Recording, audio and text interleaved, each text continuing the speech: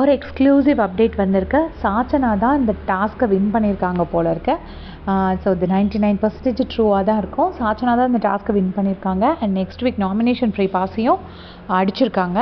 So இங்கே எல்லோரும் பயங்கரமான இது பண்ணுறது, ஃபைட் பண்ணுறது, ஃபிசிக்கலாக போகிறது, நிறைய பேட் வேர்ட்ஸ் யூஸ் பண்ணுறது, சண்டை அப்படின்னு பெருசாக போட்டுட்ருக்காங்க. இதுக்கடையில் நிறைய ஸ்ட்ராட்டஜி பண்ணி நிறைய பிளான்ஸ்லாம் போட்டுட்ருக்காங்க.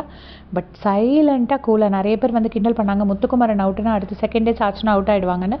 பட் சாச்சனா பயங்கரமான கேம் பிளான் ஏதோ போட்டு யார் கூட இல்லாமல் கூட்டணி வச்சு மாற்றி மாற்றி விளையாண்டு கடைசியில் சாச்சனா தான் அந்த நாமினேஷன் ஃப்ரீ பாஸை வின் பண்ணியிருக்காங்க போல இருக்குது. ஸோ இனி அடுத்து ஒரு 3 வாரத்துக்கு சாச்சனாவை எலிமினேட் பண்ண முடியாது. இந்த வீக் அவங்க லாஸ்ட்டில் இல்லை. சத்யா, சிவகுமார், ரஞ்சித் இவங்கெல்லாம் தான் லாஸ்ட்டில் இருக்காங்க. ஸோ இவங்க தான் இந்த வாரம் வெளியே போவாங்க. ஸோ நெக்ஸ்ட் வீக் நாமினேட் பண்ண முடியாதுன்னா அதுக்கு அடுத்த வீக் அவங்க நாமினேட் ஆகணும், ஆகி அவங்க லீஸ்ட்டில் இருந்தால் மட்டும்தான் போவாங்க. ஸோ மினிமம் 3 வீக்ஸ் இனி வந்து சாச்சனா கேரண்டி. ஸோ சாச்சனா இருக்க முத்துக்குமரனோட கேம் வந்து நிறைய சேஞ்சஸ் இருக்கும், நம்ம அதில் பார்க்க முடியும். ஸோ அது முத்துக்குமரனுக்கு பாசிட்டிவாக இருக்குமா நெகட்டிவாக இருக்குமா என்ன நினைக்கிறீங்க அப்படிங்கிறத மறக்காமல் கமெண்ட்ஸில் சொல்லிவிடுங்க. தேங்க்ஸ் ஃபார் வாட்சிங்.